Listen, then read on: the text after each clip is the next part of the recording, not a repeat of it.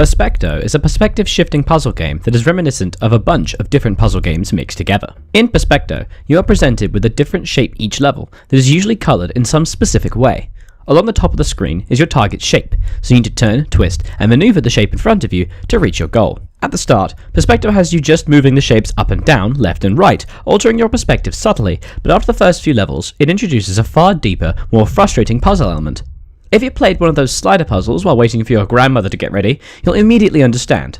As you progress through the game, Perspecto shifts from a simple realignment game into a multicolored, multi-dimensional slider puzzle. Not only do you need to ensure your shape matches the above example in orientation, you now need to move individual parts of the puzzle around itself, following along preordained paths that make the entire experience feel like a slightly broken Rubik's Cube.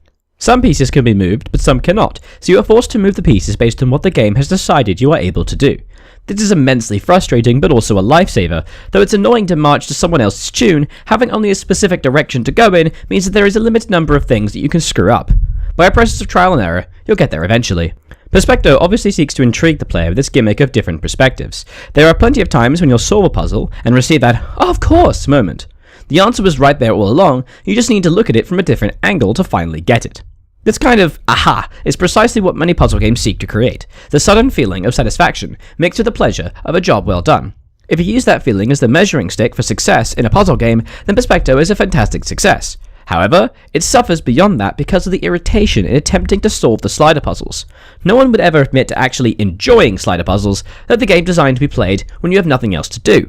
The fact that Perspecto relies so heavily on its slider puzzles to lend it sufficient difficulty is a serious mark against it.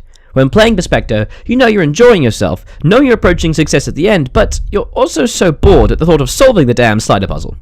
Despite this, Perspecto is a good game. It rewards players intrinsically by making them feel good about themselves, plus it has a pleasant and fitting aesthetic. It's just that one of its main features is one of the worst, most boring puzzles ever made.